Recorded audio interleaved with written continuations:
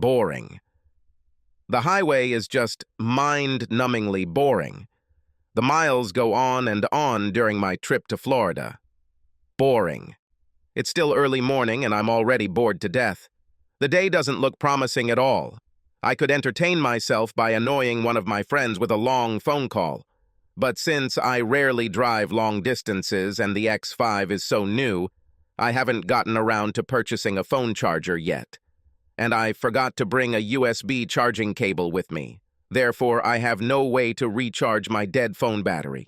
Without my phone, I can't even access my music collection, which makes everything even more boring.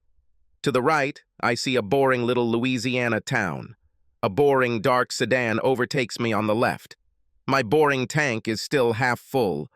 There is no reason to stop and interrupt my suffering from total boredom. Why in the name of all that is holy didn't I take a plane? Looking back, we can say that this idea of finally going for a spin in a new car was ridiculous. To my right, I admire a small group of cows. One of them is brown, all the others are black. Truly amazing. At least amazing enough to make them a major attraction here.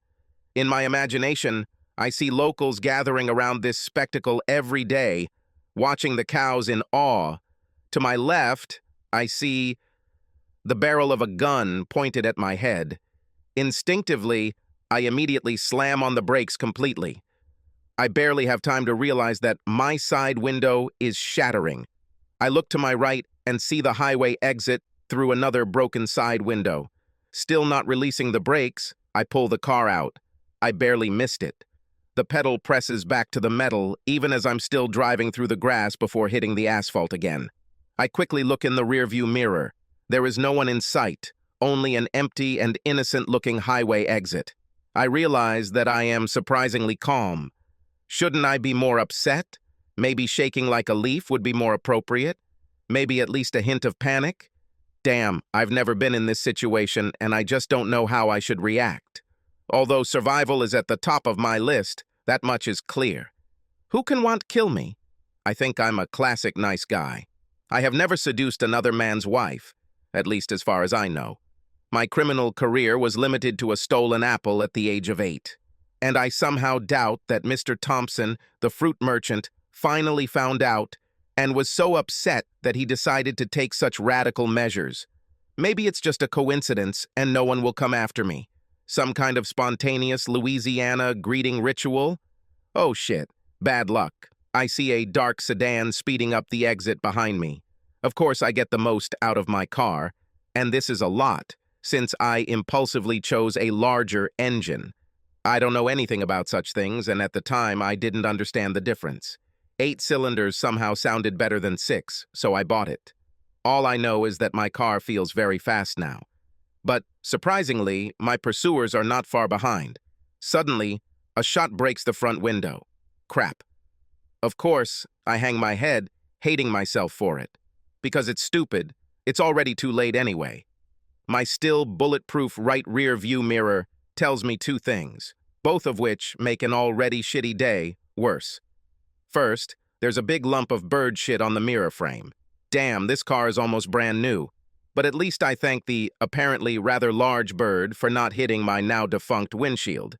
Second, a guy leaned out of the side window of that damn sedan, pointing a gun in my direction.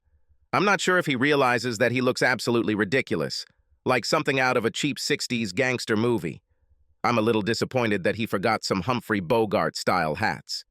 If I'm going to get shot, it needs to happen in style.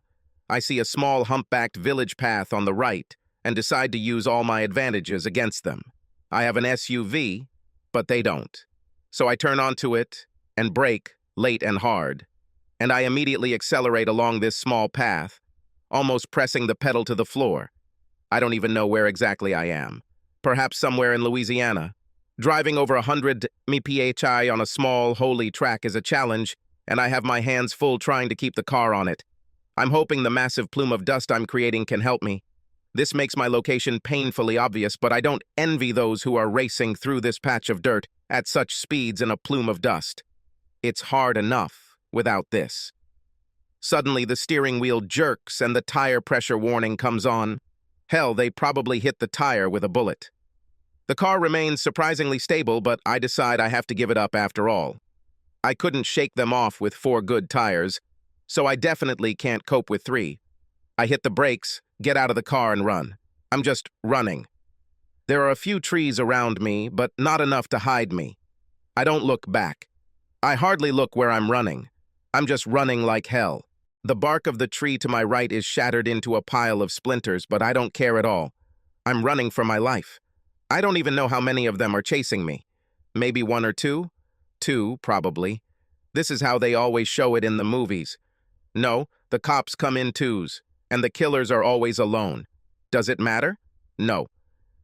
But a surprising amount of things are running through my head in these supposedly last seconds of the life that I have so far enjoyed. Well, that was good. This is the phrase that probably describes it best. Always stick to the classics when in doubt. And it's sad that this good life should end so suddenly at the ripe age of 29. The fact is that I kind of won life's big lottery. Although today, it may not look like that. I look good. Personally, I don't think so, because I usually don't value the appearance of men, including myself. But that part of the female population that likes me assures me of this. And the opinion of the other party doesn't bother me much. Fork in the road, okay, left. Why not? I still don't know where I am. It doesn't matter where I run. It's important to keep doing this. And I run more out of habit to prolong my life as much as possible, rather than in the hope that it will somehow save me. My mobile phone battery is dead. The number of police officers in sight is, wait, I have to count, 0, which, coincidentally, equals the total number of people in sight. I'm unarmed, not trained in any martial arts, never stood near Marines, Green Berets, Navy SEALs, or anything like that. I'm more of a peaceful, non-confrontational guy.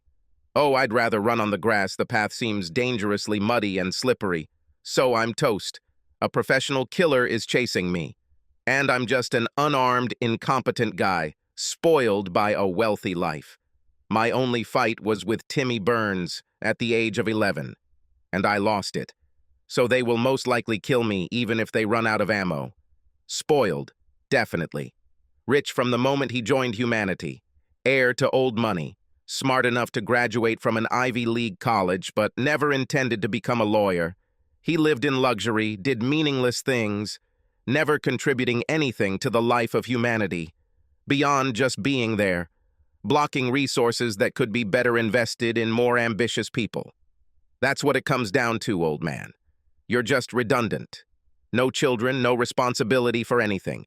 You are a losing business for humanity. I somehow didn't notice this. I was just too busy being myself. I drove luxury cars, chased beautiful women, lived in beautiful houses, and traveled. But now, as I run along a dirt path somewhere in the South, it seems completely obvious. It is very likely that humanity will survive without my presence. More precisely, no one will care. The insight is quite disappointing, and it seems that it's too late to change your life. But one thing may be in my favor. I've always been good at sports and ran a lot.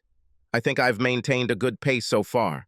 I can no longer hear anyone behind me, and even the shots have stopped. Okay, I'll take the left path again. So, maybe I was able to put some distance between myself and the killer, or a group of killers. For all I know, there could be up to 20 people chasing me. I grin, imagining a group of guys in blackened sunglasses stumbling down this damn path. But seriously, no more than 5 self-respecting killers could get into this shitty sedan. At least it's consoling that I won't die as ignorant as I lived. By this time, I already have an idea of who and why might want my death. The fact that I found myself in this somewhat uncomfortable situation was partly my own fault. The path leads me around the bend, and suddenly, I find myself in some kind of clearing. It looks like a trailer park. About 15 trailers are scattered across the clearing in a completely random order. None of them are aligned parallel to each other. Their arrangement is equally haphazard. They look like toys thrown here by a huge child. It seems that everything around is silent, not a single person is visible.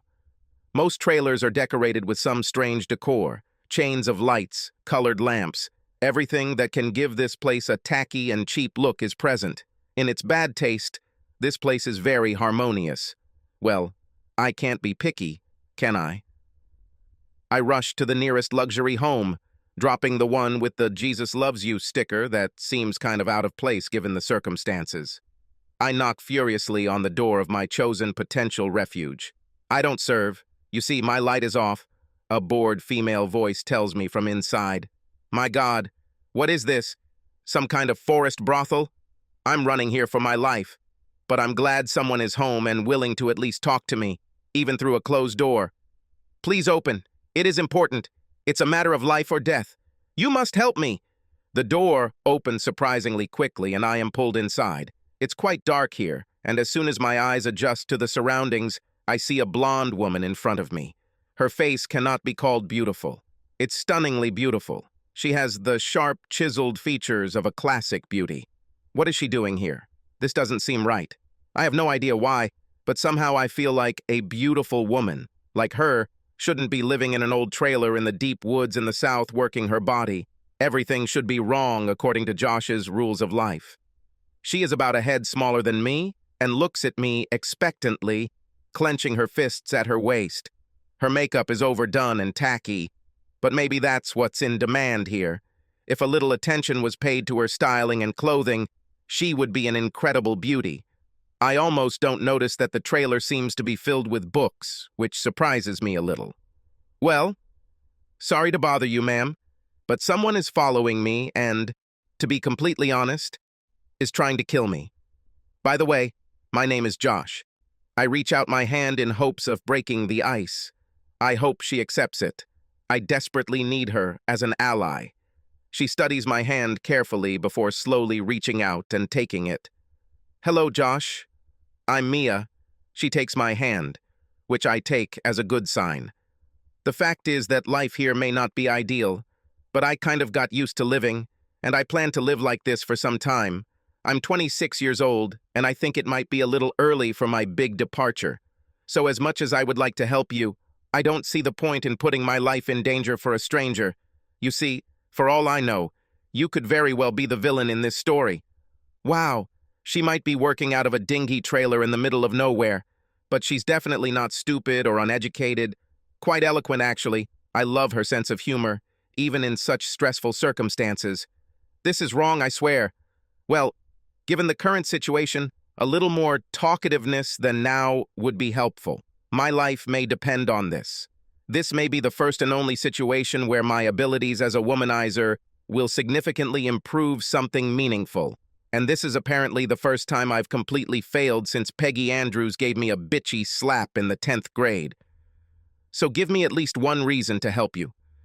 Imagine an alternative. You're sending me there again. They will definitely kill me. And you'll have to live with it. Risky. I play the guilt card. I don't like myself for this, but I'm desperate. So you bet your life on the fact that I am a moral woman? You're talking to a slut. I still held her hand, squeezing it. Why should a slut have lower morals than anyone else? You see, I don't like to play with guilt. It's not your problem, and I don't want to burden you. But I also began to like being alive, and I'm just desperate. If I get killed, it will really ruin my day. Her impression softens, and I hope I have convinced her. It would be a small miracle, considering what I look like. Dirty, sweaty, in torn clothes. She sighed long. Okay, what do you want? Could you call the police? My mobile battery is dead. Sorry, we don't have a network here. There are no phones at all. This little paradise is as illegal as it gets. Crap, I need to survive for... Let's see. I checked my watch. 15 hours. Until midnight. Then I'm safe. She looks at me thoughtfully. She then apparently comes to some conclusion. I just hope it's right. The one that will save my life. My life is in her hands. Come after me. She leads me to the wardrobe. Mia, these are very bad guys. They will definitely come here. Please, we need to find better shelter. Trust me, we know about such things. There are illegal immigrants among us. Now she opens a kind of secret door inside the closet. A small cache appears. God, you're right, I say. This could really work. Get in. They are already looking for you. 2 guys. Thank you. You'll thank me later, if I'm alive. I just look at her with what I hope is a sincerely grateful expression on my face and crawl into the small space. She closes the door and I find myself in complete darkness. The only thing I smell is the slightly musty smell that lingers here, the sound of shuffling feet and the birds singing in the trees, and then I hear a loud knock on her door. Open the damn door! This guy clearly won't make any new friends here, but his gun probably makes it unnecessary to be tactical anyway. I don't serve. Go to one of the others. It's early morning and I'm tired. I do not care. That's not what I'm here for. Open the door or I'll knock it down. I think that the entire trailer park will be aware of what is happening. And this is probably not the first door they knock on. Someone here needs to be armed to protect the girls. But whoever it is, it looks like he or she has no intention of doing anything. And it's probably much healthier to not mess with these guys. My lovely ex Sally seems to have spared no expense and hired competent professionals. I hear the front door open. So what do you need? I'm looking for someone. It does not take a lot of time. The main thing is don't bother me. I hear him walking around, quickly opening everything and checking. Finally, he opens the closet. My life, like Mia's, depends on this moment. Come to think of it, they would probably kill all the inhabitants of this wonderful amusement park to remove any possible witnesses. It's disgusting. All these people will have to die because of Sally's greed. And for my mistakes. Fine. If you see a person in dirty and torn clothes, let us know. We'll be around for a while. Mia doesn't bother to answer, and someone closes the front door. Stay there a little longer. We have to be sure. I hear her whisper. A smart girl, beautiful, witty, and willing to put herself in danger to help me. What exactly is she doing in this hole? For a while, I try to remain calm and patient and not succumb to claustrophobia. I am not inclined to it, but now I need to try not to acquire it. The location is ideal for this task. After an eternity, light floods my little shelter. I drag my aching body out into the real world. Thank you. This is not the end yet. They're still around. I know. Our entire conversation is an exchange of whispers. We both realize they're probably busy pressing some ears against some aluminum panels right now. You owe me. Yes. What do you need? Your story. She smiles. How can she smile in such a situation? And God, she has a nice smile. Is it true? And that's all? I didn't say that's all. But it seems like a suitable advance. Fine. I realize my voice is shaking a little. You had a hard time, right? You will stay here in the bedroom. No one should look here. I'll bring you something to eat and drink. I look at her incredulously. She is right. I'm desperate to eat and drink. I understand that something has gone completely wrong. I married some kind of monster, while a beautiful and caring woman like Mia had to work hard to survive. At least, I assume that she is forced to do this out of desperation. No other reason is conceivable for such an angel. She returns with cookies and a glass of water. All this becomes history in a matter of seconds, and Mia smiles benevolently at me. Okay, continue, she whispers. Well, until today, I led a fairly easy and carefree life. I've never been in trouble, never had an enemy. My life has just been a pleasant journey. My problem started in college, although I didn't know it at the time. I met a girl named Sally. She is very smart, can be very sweet and funny, and is quite pretty. Not as beautiful as you, but beautiful enough. She smiles briefly, but tries to hide it. I inherited some money from my grandfather, which allowed me to go to college without any problems. I'm leaving out the fact that I inherited a six-figure million-dollar sum. There's no need to tell her about it. This has caused me enough suffering with Sally. On the other hand, Sally got the scholarship because she is very smart and very hardworking. She is driven by ambition and definitely does not want to live the way her parents lived. But despite the scholarship, she always found it difficult to make ends meet. So I think I was perfect for her. I wasn't too keen on a permanent relationship, but she was persistent and charmed me. After we received our diplomas, she decided that we should get married. I had my doubts, but I was too passive and lazy to disagree. This would cause too many problems and disputes, so it was easier to just agree. But, being a lawyer, I at least insisted on a prenuptial agreement. If we separated for any reason, she would receive a relatively small lump sum, 100,000 to be more precise. But she is also a lawyer, and insisted that the marriage contract include a clause stating that in the event of my death during our marriage, she would inherit everything. I didn't see a problem with this and understood her need for some security. My fault, because this point applies regardless of the cause of my death, and it is valid until the day of the final dissolution of the marriage. Oh, I see where this is going. Exactly. Long story short, our marriage quickly went downhill. She may not have had any intention of keeping it, and I sometimes suspect she even actively wanted to end it. Honestly, I have no idea what she's thinking and never have. Anyway, I caught her with another man. Maybe she wanted me to catch her, I have no idea.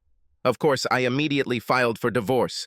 I believe she was forced into the prenuptial agreement against her will and only gave in because of the death clause. Perhaps she intended to get my money this way from the very beginning. After I filed for divorce, I'm sure she was strapped for cash.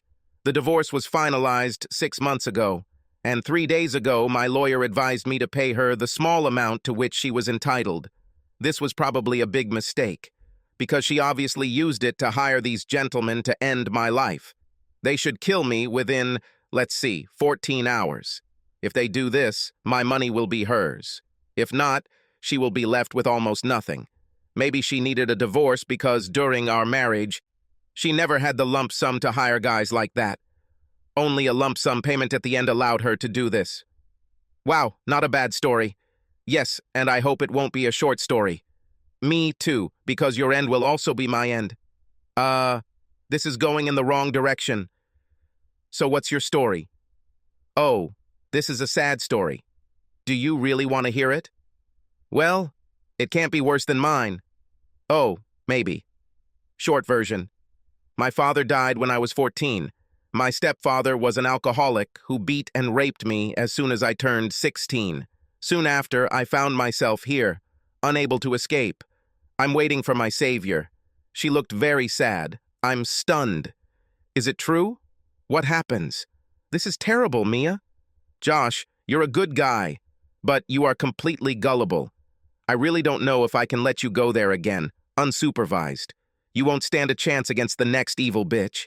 You're just too cute. And what is the point of saving you today if you are too naive to survive on your own after this? What? I do not understand anything.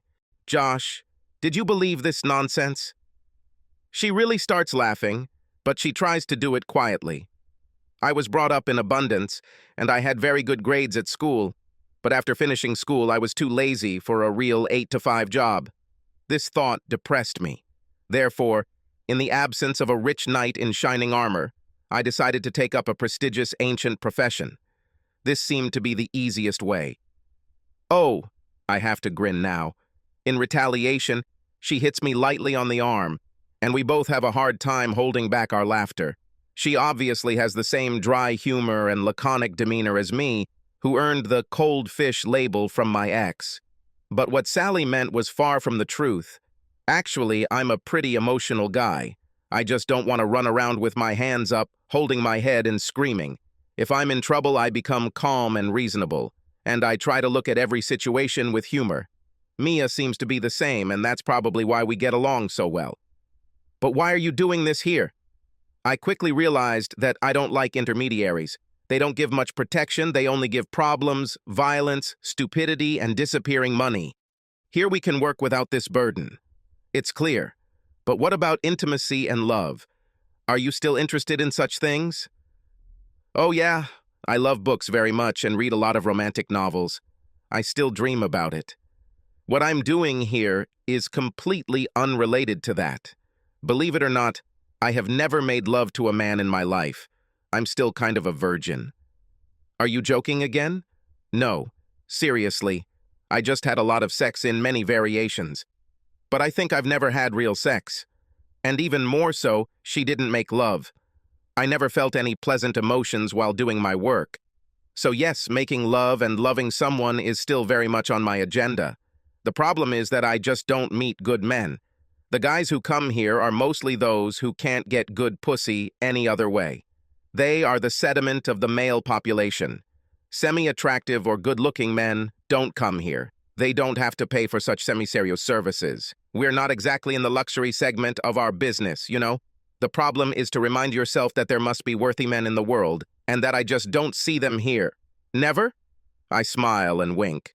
Well, rarely. She smiles too. So you are unhappy with your current position? Yes, but not so desperately. But I definitely need to change something soon.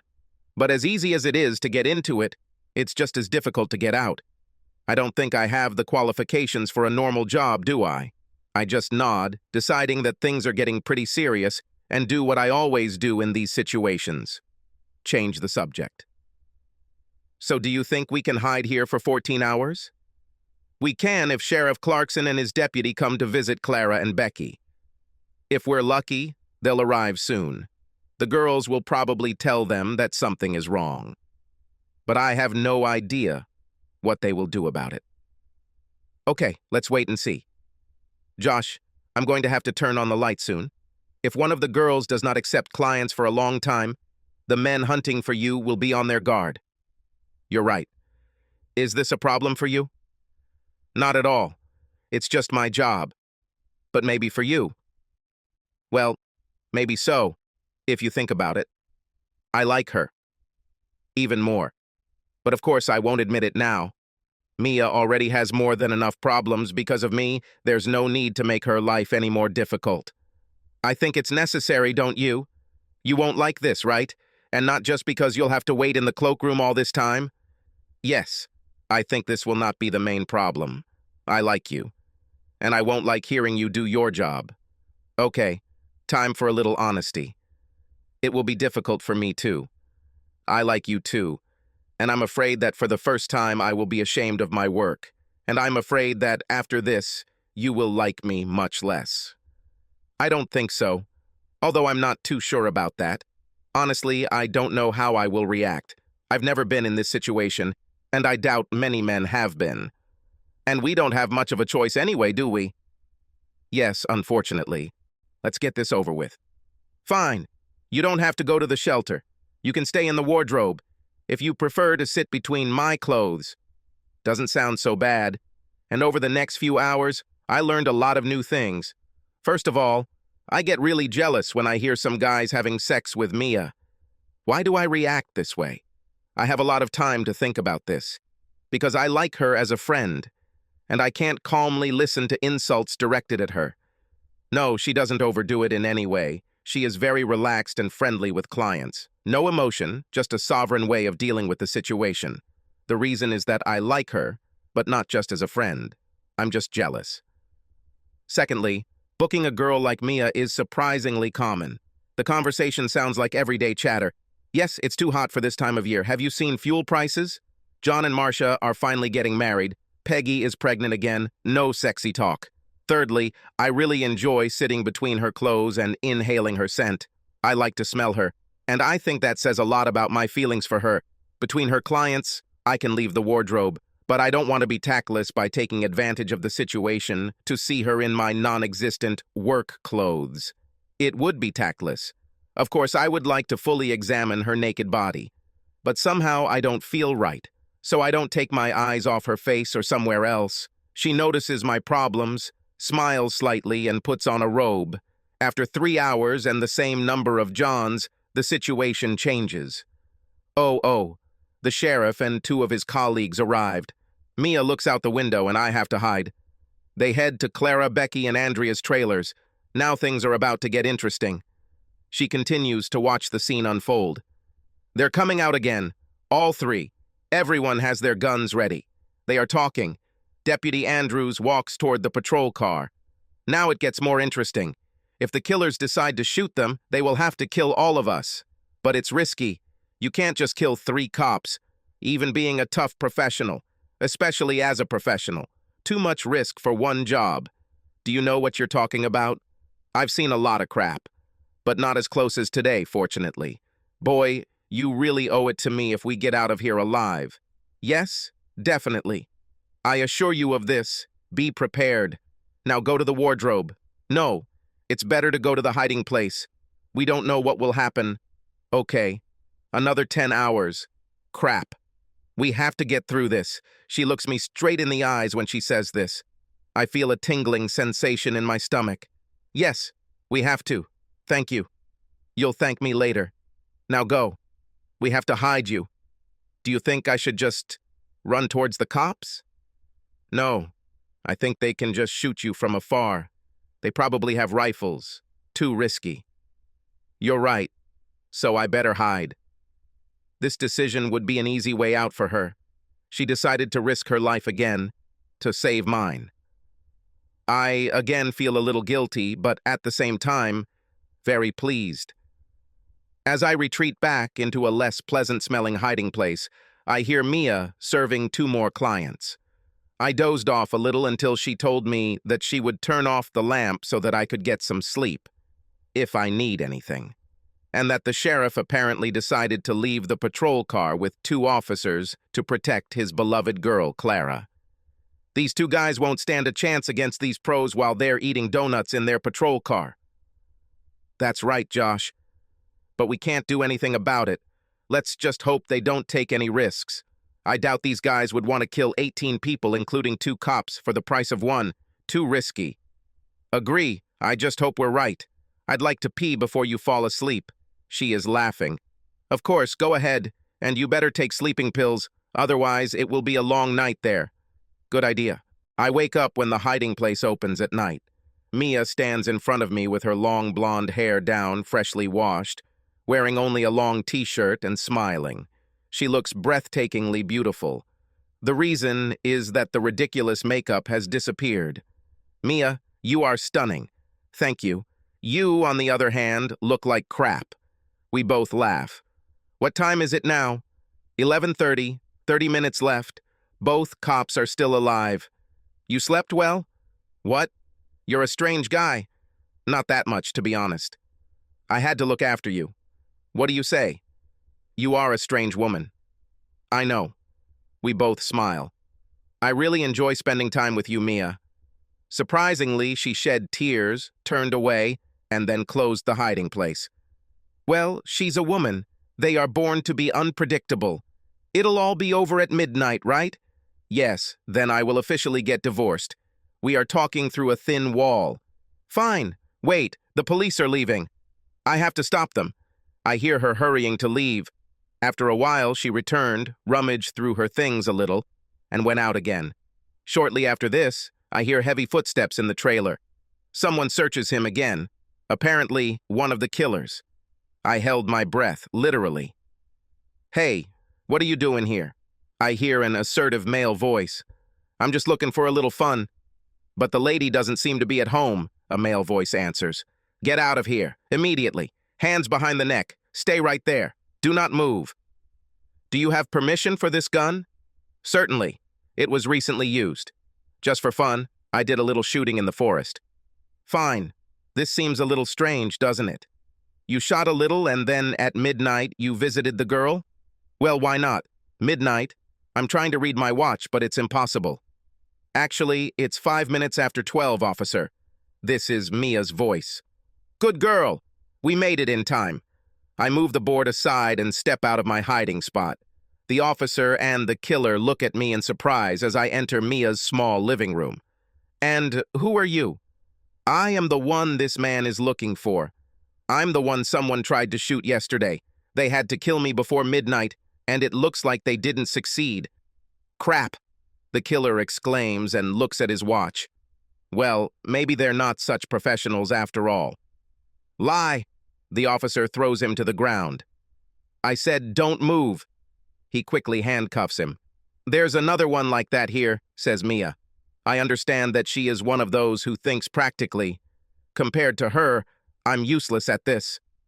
Dan, carefully. We could be in trouble, the officer shouts. Don't move, we hear from outside. The time that follows is quite hectic. The officers are very nervous and insist that I take them to the station. I can't even say goodbye properly. Mia looks very sad as she watches me get into one of the patrol cars. She tries to put on a brave smile and waves her hand slightly. After that, she hurries to her trailer. Does he think she'll never see me again? There's nothing I can do about it now. The police car is already leaving. I decided not to press charges against anyone. I don't want to live in fear until I can testify in court. I don't want to change my identity into some witness protection program. Hell, I didn't even see the face of the person who shot me. It could have been one of the two guys in the trailer park or anyone else. The trial would have ended in nothing. It's not worth it. I don't even mention my damaged car. It would simply be confiscated as evidence. And I'm far from home. I need her. For much more important things than a fruitless war with the guys my beloved ex hired. The chance that they will turn it in is minimal anyway, because they are in no real danger of being convicted, and I have absolutely no interest in these guys. So I have to admit that I'm letting these guys just walk out of the police station with me. One of them even congratulates me for surviving. I wouldn't bet on it. You're a damn good driver and a fast runner. Well done. Strange. What is he waiting for? That I'll give him a high five? Am I treating this like some kind of sporting competition? I think it's a little more personal. Were you hired by a man or a woman? Buddy, we never talk about such things. But women, of course, can be evil bitches. In general, do you understand? He grins and leaves. That's all I need to know. So my ex hired them personally, not her lover. I managed to charge my phone at the police station, call a tow truck, and pick up my car from the mechanic. 2 days later, I left my hotel room, picking up the previously repaired car. My car is like new again. Even the bird crap is gone. And I love just sitting in it. I somehow became one with this car. After all, so far this is the only car in which I managed to survive a potentially deadly chase, and I hope that she remains the only one. I don't think I'll ever sell it. I start the engine but let the car idle for a while. I enjoy the air conditioning and feel like this is an important moment in my life. One of the big forks in the road. But one of the paths seems dark and unattractive. It represents the single life I chose to live after a failed marriage. The other path is well lit. Multicolored flashing arrows point to it. A large hand beckons me towards her, and it says Maya in big glowing letters. And so I finally put it in gear and drove towards the trailer park. What will I find there? Will she still be there? Would she want to go with me to an unknown future? She seemed quite comfortable there. Her current profession worries me surprisingly little. Well, there's only one way to find out, right? My car finally pulled into the trailer park. I had difficulty finding him, despite the description one of the officers gave me. And to be honest, I'm a little nervous. Much depends on what comes next. This time, most of the women seem to be outside. They are all sitting on some kind of porch and seem to surround one person. I get out of the car and slowly walk towards the group, expecting Mia to be part of this gathering. To my surprise, she is sitting in the center, and to my surprise, they all seem to console her. As I get closer, I see that she is sobbing like a child, and the others are trying to console her. One of them sees me, gets up, and comes to me. "Sorry, guy, we are closed today. Please come back tomorrow." I'm surprised how empathetic these women are. They lose a day's income to help a colleague in need. No, I'm not a client. I came to visit Mia, and no one will stop me. Are you Josh? Exactly. You're an idiot. You better get to her quickly. This girl is destroyed, but she smiles kindly. Mia is now sitting with her elbows on her knees and her face buried in her hands. She is overcome by sobs. 2 of her colleagues console her. She didn't even notice me. She seems to really feel bad for me. But instead of regret, I feel elated. Many of my doubts are already in the past. I'm glad because I feel just as bad for her. "Mia?" Her head snaps up and she just stares at me in disbelief for a short moment before jumping up and running towards me. She literally jumps into my arms and we hug each other tightly. And finally, we kiss for the first time. It's as magical as I expected. It's still a little hectic, though. As the decades progress, we will, of course, calm down a little. Why did you come? She finally calmed down enough to ask a rational question. Well, what do you think? I came for you, of course. Take me? What does it mean? Her tone, still very hesitant and unsure. Take you with me. That's what it means. Josh, I'd love to, but I'm not worthy. Countless guys have used my body for years. It appears to be undamaged. No, but do you think you can still love me? Yes, I already love you, but of course I expect you to quit your job. Suddenly she laughs openly. I'm hearing it for the first time and it seems simply magical. I could love her, just for this moment. For the way she looks and sounds when she laughs like that. Consider it all over. Anything else?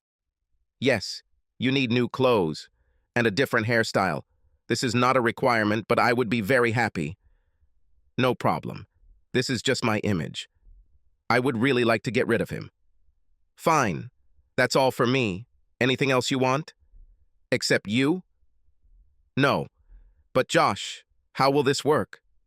Well, you pack your things in my car and I'll just take you out of here. What? Now? Well, you're probably right. Why wait? But how will it work later? Of course, you have family, friends, colleagues. None of them will be happy to hear that you brought home someone like me. You're not like that anymore, okay? I ask this with good humor, but she nods very sincerely. Well, I don't have much family. I have several friends. Quite a lot, actually. But I won't tell anyone what you did. If you want, to your health. I'll still support you. It's your choice. You're right, Mia. He's just perfect. I envy you so much. Don't let him get away. Pack your things and leave, girl, says one of her former colleagues. She's right, Mia. Please come with me. Trust me. She looks at me thoughtfully. Yes. I don't even know why I hesitate. I dreamed that you would come back, that you would take me away, but I didn't dare believe it. Suddenly her mood changes. She made her decision. Okay, let's pack my things. I'll pack them in bags and you take them to your car. The trailer is still rented, but I'll miss the girls. Promise me that we can visit them from time to time. Just take me. I trust you completely. Oh my God, I'm talking nonsense, aren't I? Yes, you chat, but without nonsense. Let's get your things. Yes, sir, she laughs. She disappears into her trailer while I fold down the back seats of my car to make room for her things. She reappears as a completely different woman. Decent clothes, light and tasteful makeup. Wow, delicious. Do you like it? She smiles widely. She then disappears again to gather her things. I decide to follow her to help her, but am quickly kicked out again. While I'm trying to solve the puzzle of how to get her things into my car, she's busy tearfully breaking up with her friends. Having solved it, I wait patiently for her to finish. Finally, one of the women approaches me, followed by the others. As expected, I have to promise that I will take good care of her. Otherwise, they will come after me. I bear it with good humor. It turns out that Mia doesn't have a car, but all the women share the same old truck. So all her things are already mine. Finally, after what feels like an eternity, she enters her. Sorry it took so long. Oh God. That's what I call a good car. Do you like it, dear? Expensive? And she leans towards me and kisses me wildly. So where exactly are we going? Where will I live? She smiles sweetly at me, full of trust and anticipation. It's contagious. Austin, Texas. Oh, that sounds good. How long will it take to get there? Few hours. Not so bad. Oh, Josh, are you sure about this? This is the last chance to cancel everything. You are crazy? You belong to me. I won't let you rot in this trailer. You don't belong here. You will come with me. You will live in my house. And even if nothing works out between us, I will help you improve your life. Oh, it's not like that now? Is this so? No, not really. She looks coyly. Right. But anyway, let's think about it later. Now we're just starting both our lives over again. Fine, let's not talk about anything too serious. I think we both need to leave our past behind. Agreed. Let's just enjoy our journey. And it turned out that traveling with her was much less boring than traveling alone. In fact, I really enjoy it. A few hours later, we turn into my driveway, and Mia looks at me in disbelief. "You're kidding, right?" My large, modern, mansion-like home comes into view, and she gasps in shock. "Josh," she says mockingly, "is there something you somehow forgot to mention? This is definitely not your home, right?" Well, maybe," I answer mockingly, trying to feign remorse. "Oh my God, so that's why she tried to kill you. Being this rich can be dangerous." "Oh yeah, to say the least. Being rich and gullible is a dangerous combination." "So, who is this woman sitting on the porch of your house?" "No, this can't be true. I can't believe it. She actually has the nerve." Wow. Great. It will be fun. I can officially take you away from her." As we walk towards my beautiful ex-wife, I realize that I am very glad that I have Mia for support. And to wipe Sally's nose. It's just perfect when you think about it. Not only did I survive her attempt to kill me, but I returned with a woman much more beautiful than her on my arm. Sally is certainly not ugly. She has long, black, straight hair, she has a beautiful face, and she is always dressed and styled to the highest standard. This undoubtedly gives a woman a certain attractiveness. But Mia is just a natural beauty. Sally can't compete with that. Mia's face is in a different league. And, without seeing her naked, I got the impression that her body could at any time lay claim to the title of central figure. Sally is slim and well-trained. She truly made the best of what she had. But Mia is simply more attractive, even without any styling. Not that any of it matters much. I want Mia next to me, and I don't want Sally. Even if Sally was prettier, it's just hard not to compare them now. Ah, Josh, honey, there you are. Finally, I do not know what to say. So much time has passed. So many things went wrong. Josh. She continued talking to my shoes. We really need to talk. Darling, we should be together. But, well, we've made so many terrible mistakes. We made mistakes? I definitely don't remember many of mine. Trust in her was one of them, that's for sure. Well, this will be interesting. I decided to remain silent. Please, honey, I beg you, let's go inside and talk. Looks like you changed the locks. She even manages to look teary, an amazing acting achievement. Sally, may I remind you that you haven't lived here for 6 months? You live with Terry, the guy you cheated on me with. We're divorced. Do you remember? Josh. She squeezes her hands. Everything about her performance is truly perfect. Terry was just a bad mistake, dear. Please believe me, I love only you, always only you. I know I've made a lot of mistakes. I put you through something you didn't deserve. But please let me make it up to you. Please, I will do everything that you want. I will be the best wife you can imagine. Give me a chance, Josh. Ooh, it's really cool. Josh, honey, please don't dwell on the past. I will be the best wife for you in the future. How should I say this? I'll be perfect for you. Wife? Do you think we'll get married again? Well, of course, baby. I mean, if I can somehow do it. But, Josh, I agree to anything. I will happily give birth to the children you have always wanted to have. Josh, please give me a second chance. I know I messed everything up terribly. It's surprising that she manages to completely ignore Mia's presence. Josh, please, you have to believe me. I haven't seen Terry for months.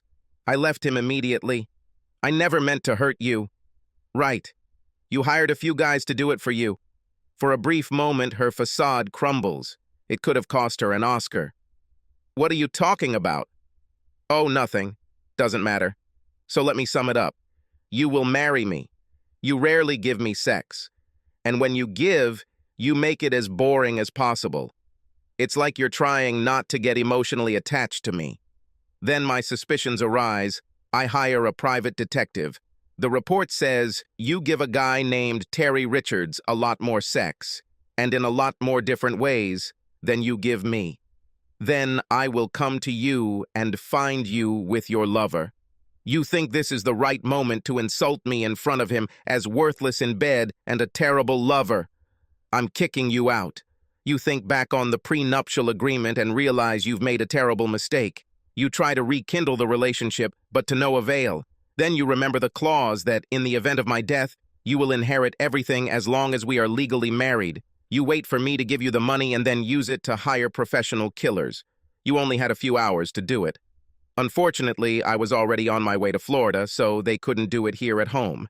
They had to do it on the highway, in broad daylight. It's risky, and of course they failed. But it was very close. Several times bullets flew past me in a matter of centimeters. Fortunately, this beautiful lady saved me by hiding me and putting her own life in danger. And she had no idea about my money. The most likely outcome would be that I would now be dead, Mia would be dead, and you would be rich. But everything turned out the other way around. We're still alive, and I'm still rich. You have next to nothing because I suspect the killers took most of your money. Mia smiles widely, and Sally at least has the decency to look a little ashamed. But I'm not done yet. So I have a difficult choice to make. Woman A is beautiful, doesn't love me, only wants me for my money, and tries to kill me. Woman B is a ravishing beauty who seems to love me regardless of my money, and is loyal enough to save me at the risk of her own life. Wow, tough choice. It may come as a surprise, but I choose B, Mia. Mia laughed openly. Wow, amazing. This is by far the most alluring and captivating sight I have ever seen. Mia, you're really very sexy, you know? In response, she simply hugs and kisses me. Wow, I think this whole adventure was worth the risk. The reward for surviving is overwhelming, and I almost feel like I have Sally to thank for that. When we finally break our kiss, we see her slowly walking towards a beat-up car. To my surprise, Mia spoke after Sally. Sally, don't be so sad. You've had a good, luxurious life for several years, and by rights, you should be in prison now. I think you can be quite happy with this outcome. Sally turns around. Yes, perhaps you are right. I know that I lost and that I was lucky the way things turned out. And to be honest, I'm glad Josh is alive. You know, I'm angry, but not that bad. Time for honesty. I never really loved you, Josh, but you are a good person, too good for me. Take care of him, Mia. He is precious, and he's vulnerable. He is simply too naive for this world. I know, and will. Thank you for ruining everything so thoroughly so that I could have it. Try to be a better person, Sally. We'll try. I wish you both all the best. This may surprise you, but I'm serious. I can't bring myself to wish the same for her, despite her rather amazing closing speech. I don't even try to think about this woman's motives. I still don't understand her actions, but I think I can easily live with it. In silence, we watch her drive away. You know, Mia, these are the moments that we will remember for the rest of our lives. You mean, when we sit by our fireplace, when we are gray and old? Exactly. It will be a great story to tell our grandchildren. Ha ha, of course. Grandfather is a hero. He dodged bullets, ran like hell, drove like a maniac. No, Grandma is the hero here. She heroically saved him, and we may have to change the story about your profession a little. Perhaps... Okay. Now show me your house, please. Oh, sure, our house. Suddenly, this whole situation seems so strange. Here I am standing with a woman I barely know. I kissed her, but never made love to her. Hell, I haven't even seen her naked. And we both talk about growing old together as if it's definitely going to happen. Am I really that naive to this world? I decided not to rush things, just let them take their natural course. In any case, there is nothing to worry about. We're not married, or that she wants to kill me, as other women usually do. Meanwhile, I reached my front door, opened it, and bowed gracefully, inviting her to enter. Please come in, my lady. Thank you, good sir. Oh my God, Josh. It is fantastic. Oh God. Oh God. and she starts running around the house like a child. It looks out onto the deck and garden pool, through large sliding glass doors, a fireplace, a large kitchen with prep island, a master bathroom with panoramic garden views, and a large jacuzzi. We're going to have so much fun here. To the guest bedrooms, and finally to the master bedroom. More than once she jumped around or squealed with joy. I'm really not sure it compares to my luxury trailer. I already miss the tacky lighting, the damp winter, and the total boredom. What else can you add to convince me to stay here? We both smile widely. She makes everything seem fun. This situation can be extremely awkward, but not with Mia. In mocking despair, I answer, well, it won't be easy. All I have is this old shitty BMW that we barely got home in. He's already over 3 weeks old. It's a miracle he's still working. And there are only 2 other machines that can be used, and they are not much better. These don't even have a proper roof, and one of them has the engine in the rear. Oh, this doesn't sound very good. At least you're honest with me. It's fun. Well, we could from time to time escape from this suffering, but no more than once or twice a month.